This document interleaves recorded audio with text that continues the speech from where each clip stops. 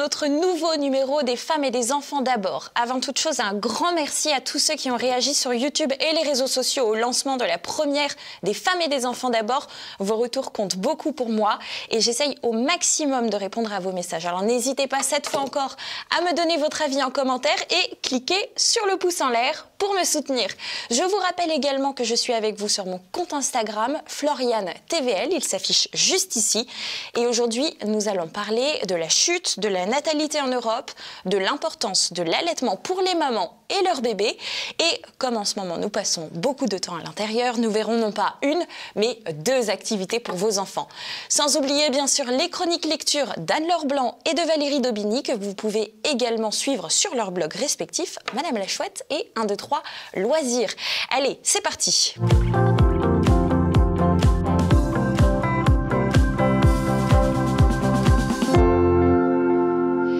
On nous annonçait une explosion des naissances avec le confinement, une sorte de baby-boom spécial Covid et pourtant les chiffres sont clairs, c'est un baby-flop. Pour en parler, je suis avec Anne Tréby, présidente d'Antigone, un mouvement alter-féministe créé en 2013 qui porte un regard féminin sur la société. Bonjour Anne. Bonjour Floriane, merci pour votre invitation. Alors Anne, vous êtes maman de 2 enfants, le 3e est en route, vous êtes donc l'exception française qui va confirmer cette règle de baisse des naissances. Qu'est-ce que ça vous évoque, ces chiffres en baisse ?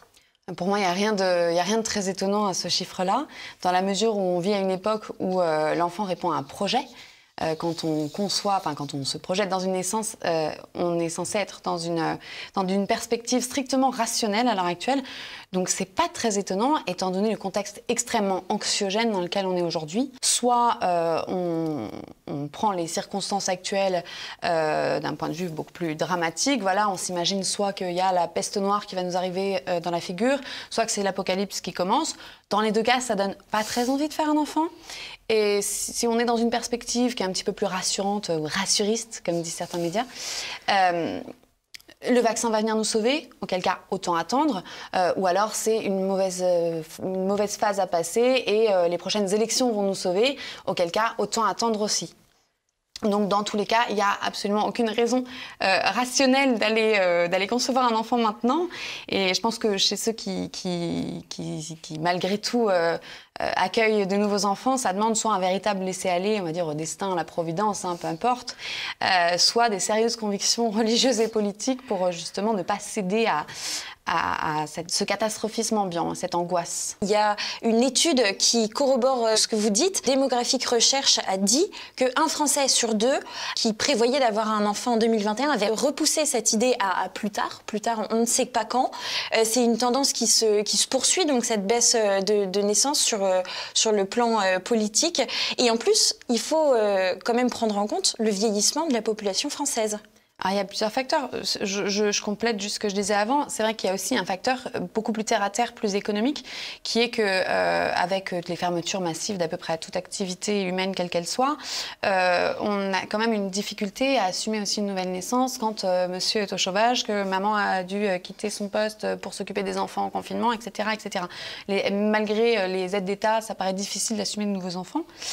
Et effectivement, de toute façon, la natalité européenne était déjà en berne avant cette crise du Covid. Donc c'est seulement un révélateur, en fait, d'une situation qui s'est installée déjà depuis des dizaines d'années.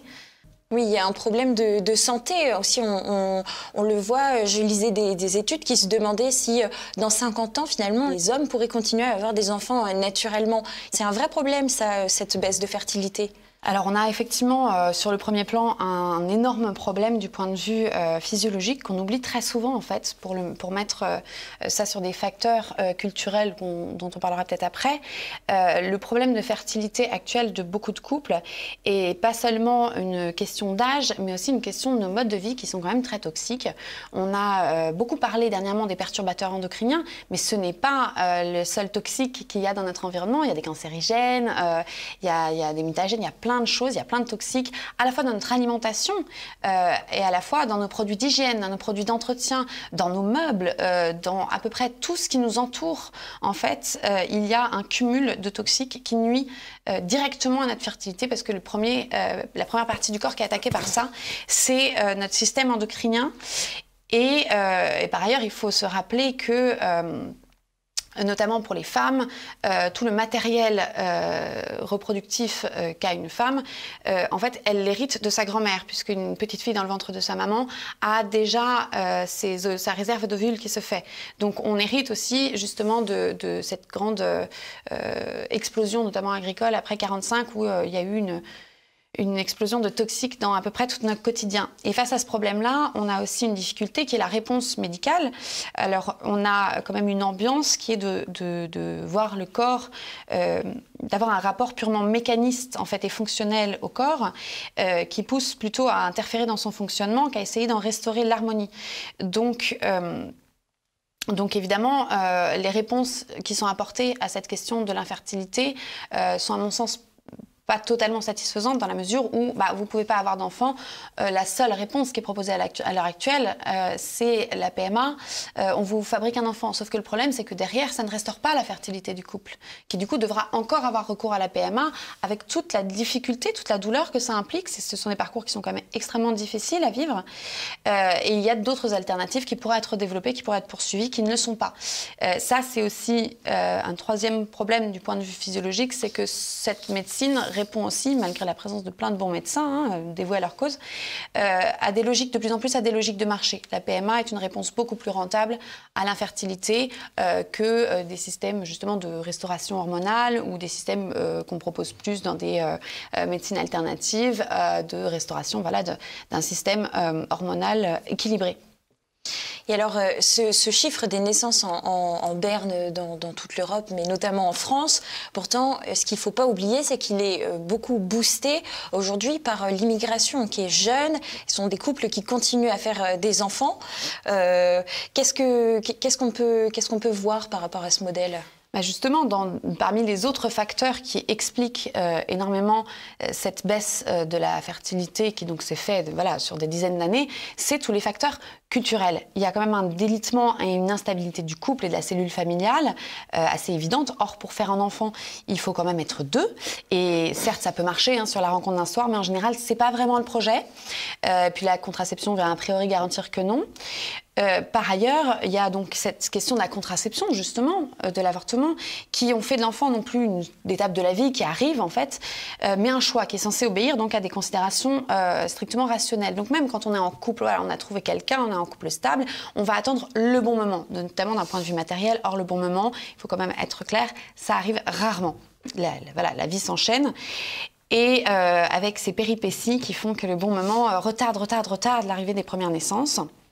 Et ça nous emmène mécaniquement justement à un troisième point qui est l'âge de la première maternité qui recule et l'âge aussi auquel on se met en couple stable, on va dire, et de la première maternité qui recule et qui nous emmène aussi dans une situation où les mères, en fait, les femmes qui s'apprêtent à avoir un enfant, sont en général engagées professionnellement.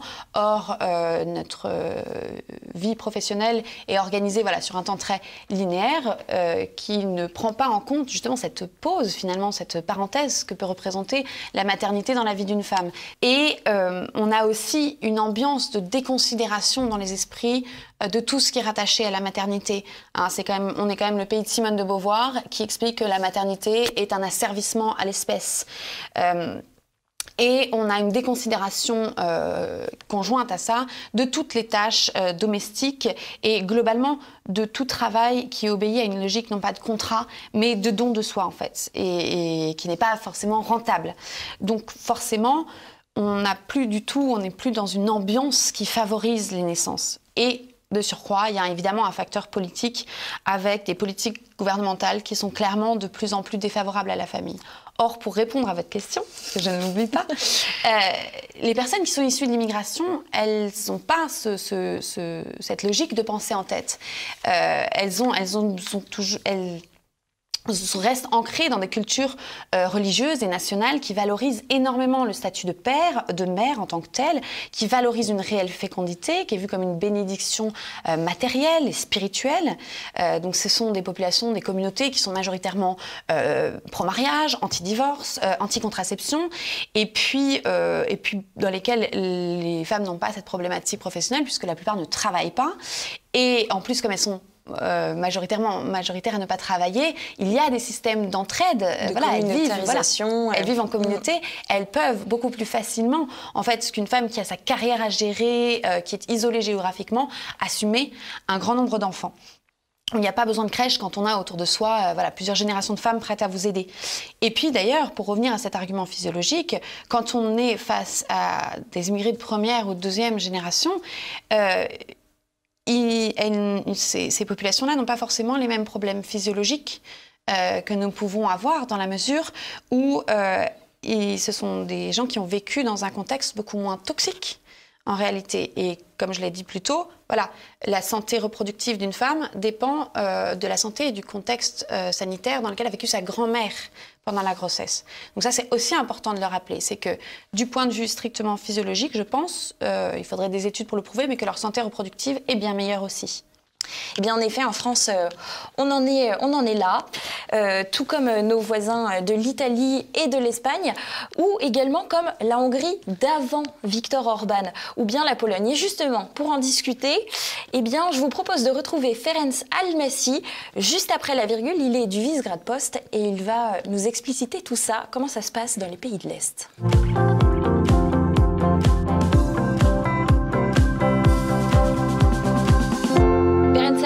Bonjour.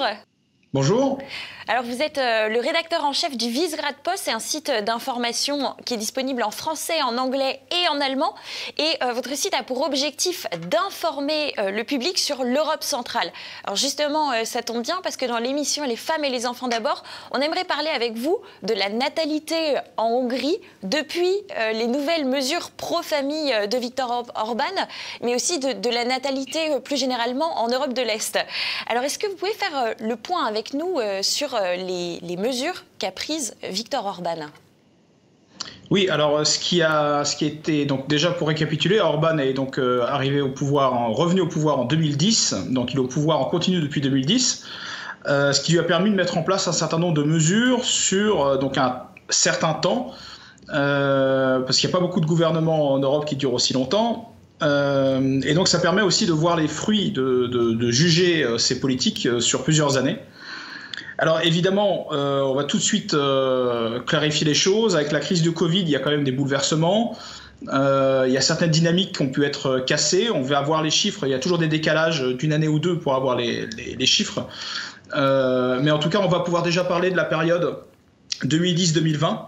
Et voir qu'il y a quand même eu des choses qui sont très intéressantes. Oui. Justement, Ferenc Almasi, l'objectif que Viktor Orban s'était fixé pour la Hongrie, il était très clair, c'était que à partir du lancement du programme de natalité, qu'on passe en 2030 d'un taux de naissance de 1,5 enfants par femme à 2,1 enfants.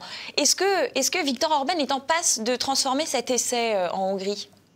Les différents programmes de Viktor Orban ont clairement eu un impact positif sur la natalité, puisque Orban a dit il y a 2 ans, je crois, il avait dit lors d'un discours que, alors j'ai plus la citation exacte, mais que la Hongrie doit être peuplée par des enfants hongrois et que recourir à l'immigration est une soumission, est une abdication en fait de la nation par rapport à son futur, à son destin. Donc il y a une volonté très clairement énoncée d'avoir une politique nataliste pour préserver un caractère national propre et ne pas avoir une transformation de la population du pays à travers l'immigration. Donc, les programmes qui ont été mis en place, alors je vous lis une petite liste parce que c'est quand même assez intéressant d'avoir le détail. Sur les 10 ans donc, de gouvernance, il y a eu la gratuité des traitements contre la stérilité, des campagnes publicitaires pro-famille, acquisition de cliniques spécialisées dans les fécondations in vitro, 21 000 nouvelles places de crèches, prolongement des congés maternité, mise en place des congés pour les grands-parents, détaxation pour les parents et les grands-parents, annulation de dettes estudiantines pour les mères de plusieurs enfants, allègement des dettes des familles, subvention pour l'achat de voitures de familles nombreuses.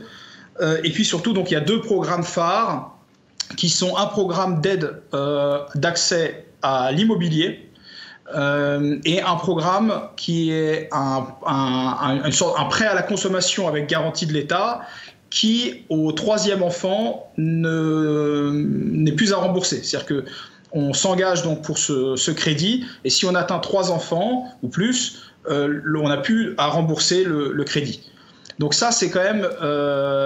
c'est des programmes qui ont été plébiscités, puisqu'il y a eu en Hongrie quelque chose comme 150 000 familles dans un pays de 10 millions d'habitants qui ont eu recours à ça. En tout cas, Viktor Orban favorise les classes moyennes avec ce programme. Alors, je voulais revenir avec vous également sur la Pologne. C'est un pays qui a également mis en place une politique nataliste. Or, il se trouve que ça a moins bien marché puisque la situation de la natalité n'est pas évidente. Et notamment, d'autant plus en ce moment, effectivement, avec cette période pandémique qui n'incite pas les gens à faire des enfants. Alors, je pense qu'il y a, pour la Pologne, il y a 2 choses. Donc, la première chose, c'est qu'ils ont été, on va dire, moins ambitieux sur le programme nataliste qu'ils ont mis en place. Ils ont aussi été mis en place un peu plus tard qu'en Hongrie. Donc, il faut quand même garder à l'esprit que les programmes natalistes, c'est des choses qui portent leurs fruits sur 10, 15, 20 ans. Donc, c'est très long en termes de politique. Là où on regarde les effets sur quelques mois ou sur 1 an ou 2, c'est clairement pas suffisant. Donc, à suivre, il y a aussi de grandes disparités d'une région à l'autre.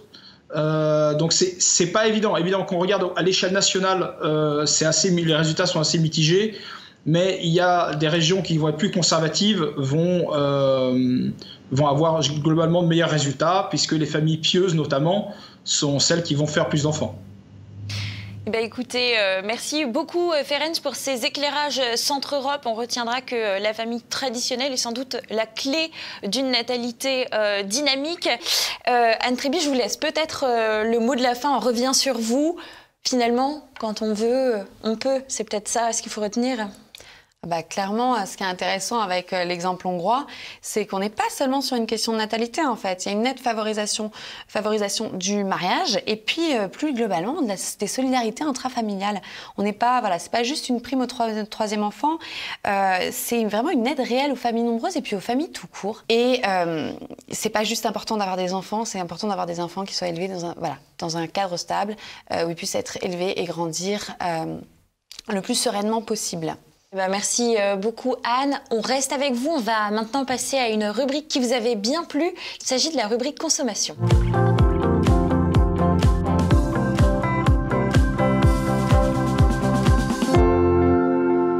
Ces derniers temps, nous avons passé beaucoup de temps à l'intérieur et nous avons tous fait plus ou moins le tour de ce que l'on avait déjà. C'est pourquoi j'avais envie de me saisir cette fois encore de cette rubrique pour vous faire profiter de 2 découvertes coup de cœur. La première de mes découvertes, elle vient de chez Janod. Il s'agit d'un petit jeu de construction et d'équilibre en bois qui vous transportera au cœur de la Bretagne avec des dolmens que j'aime tant. Et le but, c'est d'empiler le plus haut possible des petits cubes. Je vous les montre juste après pour les empiler et faire travailler l'équilibre des petites mains de vos enfants. Alors c'est un joli jouet traditionnel en bois, ça plaît aux parents, oui ça compte, vraiment, et aux enfants pour des heures de construction avec les petites mains plus ou moins à droite des 2-6 ans. Et même en bazar dans la chambre, eh bien, comme c'est en bois, ça reste joli, on ne se fait pas mal en marchant dessus. Je sais que vous savez de quoi je parle. La boîte est à 33 € sur le site de Janod. Alors comme la plupart des jolis jouets pour enfants, ce n'est pas donné, mais cela dure vraiment dans le temps, donc ça pourra se transmettre d'enfant en enfant et même peut-être à vos petits-enfants plus tard. Mon deuxième coup de cœur, eh bien, il est moins classique. Il s'agit d'un escape game pour les enfants ou alors un jeu de piste. Pour ceux qui ne sont pas familiers avec le terme, il s'agit d'une série d'aventures et d'énigmes dans une ambiance de jeu de rôle grandeur nature. L'activité parfaite en famille pour l'anniversaire de vos enfants, avec ses amis, surtout que ça fait longtemps qu'ils n'ont pas pu se réunir et qu'il n'y a pas grand-chose d'ouvert d'autre. Donc j'ai sélectionné pour vous le kit chez Escape Kit sur les recommandations de l'un d'entre vous. Donc merci beaucoup à l'intéressé qui se reconnaîtra, je pense. Le site propose plusieurs kits qui sont adaptés selon les âges. Alors pour les 3-6 ans, il y a le voyage du Petit Prince, donc on a choisi avec Anne. Mais il y en a d'autres, comme vous pouvez le voir, sur le thème des pirates, des sorciers, etc. Ça va jusqu'à 8-15 ans. Une fois qu'on a choisi son kit, il faut l'imprimer en couleur, vérifier votre niveau d'encre dans l'imprimante à tout hasard, car il y a pas mal de feuilles à imprimer et puis pas mal de découpage. Attention, la préparation est un poils longues. Il faut jouer du ciseau, hein, je me redécouvre une véritable âme d'enfant en préparant mes chroniques. Et enfin, il ne vous reste plus qu'à installer le tout chez vous par activité dans les différentes pièces que vous aurez choisies. Puis, il ne vous reste plus qu'à accueillir les petits joueurs. Bonus, il y a même une superbe musique d'ambiance assortie au kit choisi qui vous est proposée et que vous pouvez mettre pour accompagner les réponses aux énigmes. Arrivé à ce stade, votre mission, si vous l'acceptez, est la suivante. Accompagnez vos enfants dans leurs aventures. Alors, je profite de la présence d'Anne sur le plateau pour vous montrer plus en détail le kit. Hop, je la rejoins tout de suite. Ainsi que le jeu des dolmens, bien sûr. Alors, les dolmens, hop, on les empile. Comme ça. Je suis bien occupée le temps. Exactement. Que j'ai à disposition. Ensuite, on fait un concours. Ça va. On les empile. Alors, faut pas les faire tomber. Évidemment, quand on est avec des petpetits, c'est... Mais nous, on y arrive bien, dis donc, on est forte. Ouais, on va voir. Donc ça, c'est le kit des dolmens. Là, je crois que... Attendez, il va y avoir un problème d'équilibre. Hop. Et voilà. Qu'est-ce que je vous disais? Magnifique, magnifique. Et le dernier... Elle a fait une pile plus longue que la mienne.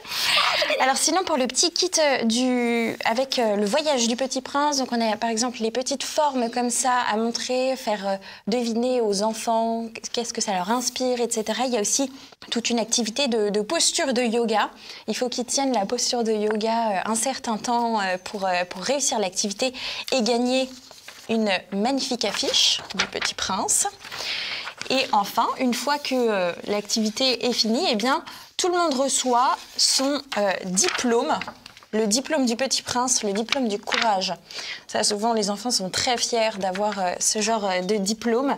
Et bien sûr, pour guider dans l'aventure, les parents ont un petit guide utilisateur avec le guide des devinettes, etc. Donc tout ça est quand même vraiment très bien fait. Il y a également les invitations si vous organisez donc ce fameux anniversaire pour votre enfant avec ses amis. Donc moi, ça m'a vraiment beaucoup plu. Il s'agit d'un vrai coup de cœur en ce qui me concerne. Donc merci beaucoup Anne d'avoir été sur ce plateau avec nous parce qu'on va vous quitter maintenant. Merci pour votre invitation et merci pour cette découverte du coup. Et écoutez, je pense même que vous allez pouvoir repartir avec et la tester à votre tour avec vos enfants. J'espère qu'ils s'amuseront bien avec. Et maintenant, on va passer à la rubrique de santé de la mère puisqu'on va parler d'allaitement.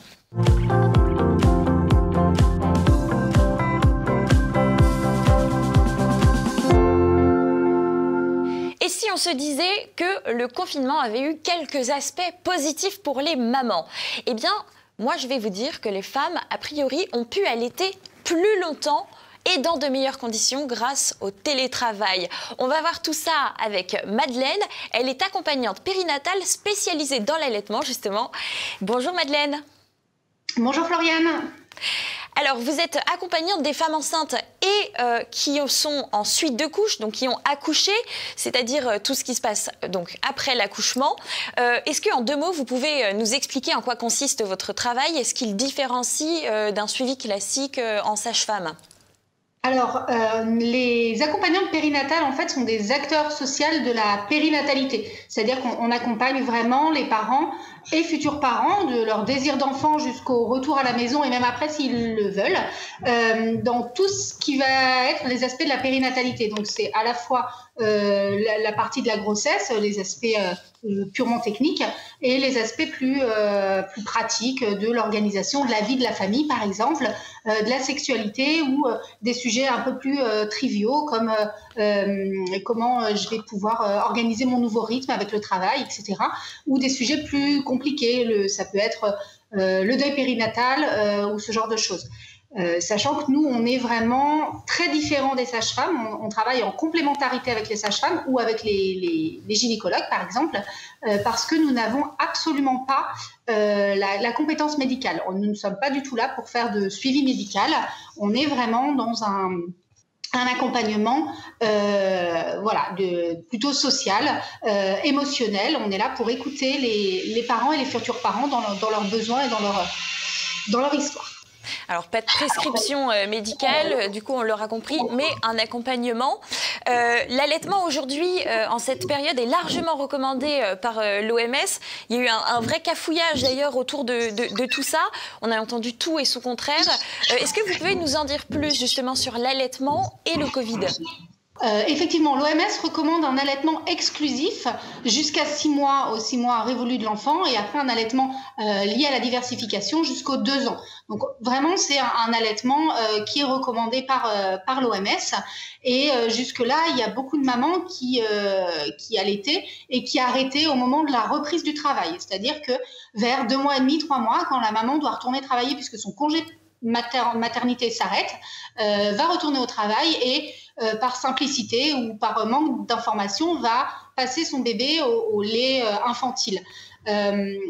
C'est quelque chose qu'on a pu voir avec le cas du télétravail, c'est que les mamans qui sont restées chez elles ont pu justement aller plus loin dans leur allaitement parce que tout simplement, elles sont à la maison avec leur bébé et donc elles vont organiser leur temps de travail en prenant en compte le fait que leur bébé est avec elles et donc vont pouvoir allaiter plus facilement. Concrètement, Madeleine, si jamais on est une jeune maman et qu'on a attrapé le Covid malgré des précautions, qu'est-ce que vous nous recommandez au niveau de l'allaitement ?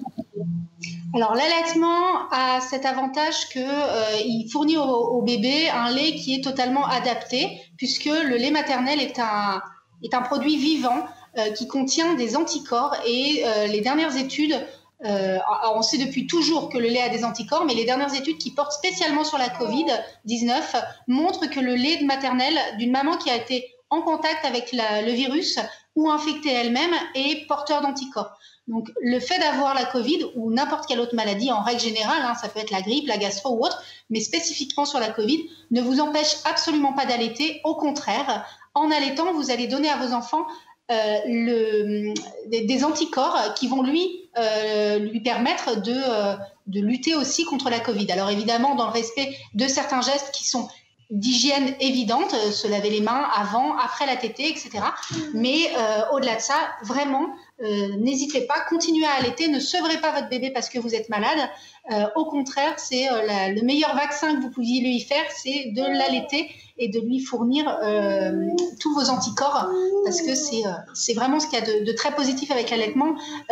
D'ailleurs, j'en profite pour dire que c'est ce que Floriane, tu disais en introduction, que la Covid a permis à des mamans d'être en télétravail et a permis aussi à des jeunes mamans d'être un petit peu plus tranquilles chez elles, tranquilles à la maternité. Et il y a beaucoup de mamans qui reviennent aujourd'hui en disant que grâce ou à cause, selon comment on le prend, cette crise sanitaire leur aura permis de décider d'allaiter leur enfant alors que ce n'était pas forcément un souhait au départ, justement parce que l'allaitement, c'est un moyen, on le sait, l'OMS le dit, l'allaitement est le premier vaccin du bébé. C'est vraiment un moyen de protéger aussi ses enfants. C'est pas magique, c'est pas. On sait bien que l'allaitement ne fait pas tout. Néanmoins, on permet à nos enfants d'avoir des anticorps qui vont développer leur système immunitaire et donc allaiter vos enfants surtout, même et surtout quand vous êtes malade. Il n'y a aucun problème. La nature est magique et la nature est bien faite aussi pour ça. Il y a quelque chose d'intéressant également, c'est que les papas ont pu aussi eux, être plus présents chez eux en télétravail et donc éventuellement aider un peu plus leurs compagnes. Vous, globalement, quels sont vos conseils pour les jeunes parents qui se lancent dans l'aventure de l'allaitement pour la première fois ? Alors, que ce soit pour la première fois ou pour toutes les fois suivantes, le vrai conseil, la vraie info qu'il faut retenir, c'est que pour pouvoir allaiter, il faut être soutenu, il faut être informé. Concrètement, allaiter ou avoir des enfants, c'est quelque chose qui se fait depuis 30 000 ans, c'est quelque chose qui est parfaitement naturel, mais naturel ne veut pas dire facile. Et pour que ce soit facile, il faut avoir les bonnes clés. Et ces bonnes clés, c'est du soutien et de l'information. Donc les papas, effectivement, en étant plus présents grâce au télétravail, vont apporter un réel soutien à la maman qui va se sentir moins seule face à son bébé, face à ses angoisses, face à ses questions. Après, avec toujours cette petite ambiguïté, que ceux qui ont inventé le télétravail n'avaient certainement pas d'enfants, parce que travailler avec des enfants en bas âge ou un petit peu plus âgés, c'est quand même assez sport. Donc ça, c'est la première chose. Et la deuxième chose, c'est que le confinement, au-delà du télétravail, le confinement a aussi créé des situations d'isolement. C'est-à-dire que des mamans dont c'est le premier enfant, et on le voit surtout chez les primipares, vont se retrouver seules, sans leur famille, sans leurs amis, sans leur soutien habituel, sans leur soutien émotionnel habituel, pour faire face à une multitude de questions auxquelles elles ne sont pas préparées. C'est pour ça que l'information et s'informer et se former et lire énormément en amont, c'est très important, particulièrement dans ces périodes où on se retrouve seul finalement, de façon à être capable de pouvoir pallier toutes les questions qu'on pourrait se poser, toutes les situations un peu particulières qu'on pourrait rencontrer. Bah alors justement, en cas de difficulté, vers qui vous nous conseillez de nous tourner Quand c'est un problème lié à l'allaitement particulièrement, ou si c'est des mamans qui allaitent, vraiment, moi je conseille toujours de se tourner vers des professionnels qui sont formés à l'allaitement. On a beau dire, les médecins sont super, hein, j'ai pas de problème avec ça. Par contre, dans le cursus de la fac de médecine, sur l'équivalent de 10 ans de médecine, on parle une demi-journée d'allaitement. Et on en parle sous l'aspect problématique. Donc tous les soucis qu'on peut rencontrer, que sont les mastites, les vraies problématiques, les maladies de l'allaitement. Il faut savoir que normalement un allaitement ne fait pas mal et qu'à partir du moment où on a des douleurs, où on rencontre des problématiques, on ne peut se tourner que vers des personnes formées. Ça peut être le pédiatre, le généraliste, la sage-femme, une accompagnante périnatale, une amie qui aurait une formation ou qui aurait eu...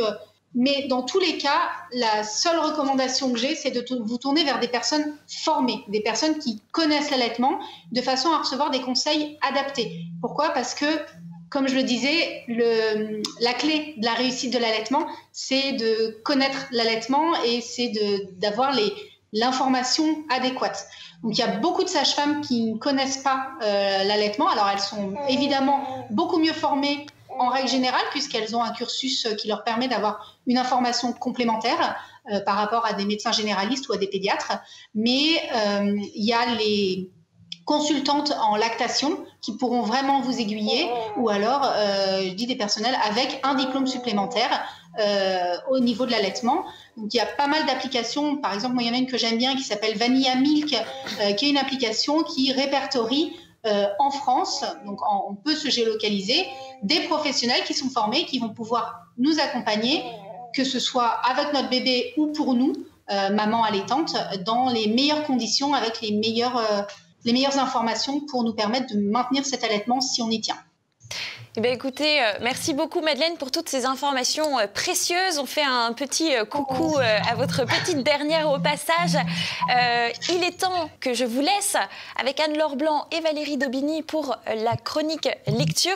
Elles vous ont sélectionné leurs petits coups de cœur habituels respectifs.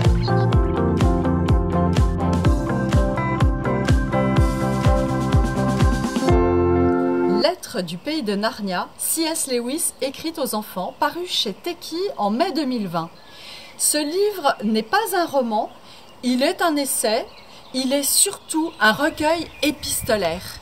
Recueil épistolaire de toutes les lettres, enfin une sélection de lettres écrites par l'auteur du Monde de Narnia en réponse au très très abondant courrier qu'il recevait chaque jour dans sa petite maison d'Oxford. On imagine le facteur qui apportait ses grands sacs tous les matins et C.S. Lewis qui prenait le temps, 2 heures chaque matin, de répondre à ce courrier venu du monde entier.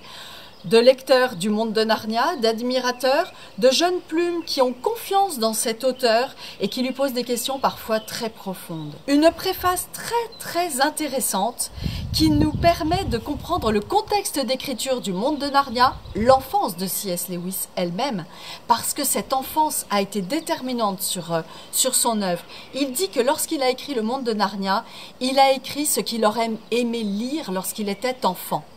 Et donc, c'est très intéressant d'entrer dans tout ce monde que l'éditeur a su parfaitement doser. Et l'éditeur nous dit aussi, chers amis lecteurs, si ces lettres n'ont pas été écrites directement pour vous, considérez-vous néanmoins comme destinataire de ces mots, car C.S. Lewis, à travers elles, vous parle, nous parle, il nous fait entrer dans ce monde merveilleux de Narnia, dans lequel je vous souhaite beaucoup de bonheur de lecture.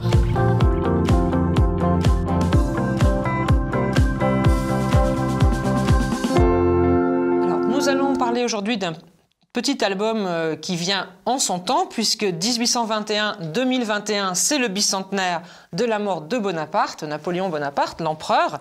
Et donc, les éditions de la Nouvelle Librairie ont publié ce petit album, Napoléon, l'enfant corse qui devint empereur. Donc, cet enfant corse, on va le suivre assez longtemps dans sa croissance. Il va passer évidemment au collège militaire de Brienne avec la fameuse bataille de Boule de Neige. Il va devenir évidemment un soldat très, très dynamique, un stratège, un général bientôt, partir en Égypte, passer les Alpes.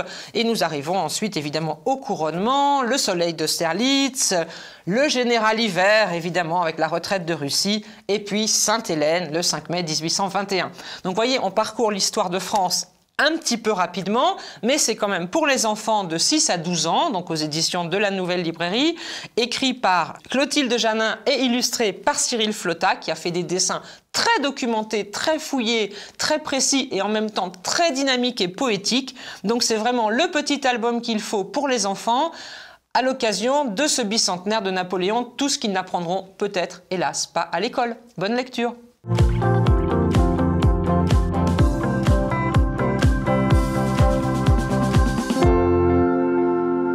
J'espère que ce nouveau numéro des femmes et des enfants d'abord vous aura plu. On se quitte aujourd'hui avec cette magnifique illustration de Laure de l'Aurore, de la maternité tout en douceur et en poésie. Une belle image pour la journée de la sage-femme et des femmes sages. Merci de nous avoir suivis. N'hésitez pas à commenter cette vidéo, à la liker, à la partager. Parlez-en aux parents de votre entourage. N'oubliez pas également de vous abonner à notre chaîne YouTube. Quant à moi, je vous dis à très vite sur mon compte Instagram et sur TV Liberté. Rendez-vous dans un mois pour le prochain numéro. Je vous dis à très bientôt.